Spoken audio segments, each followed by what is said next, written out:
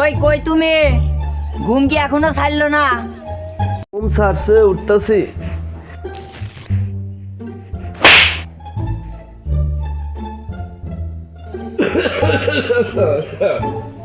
বাড়িতে বাজার সদাই কিচ্ছুই নাই। এগুলো আনা লাগবে না নাকি?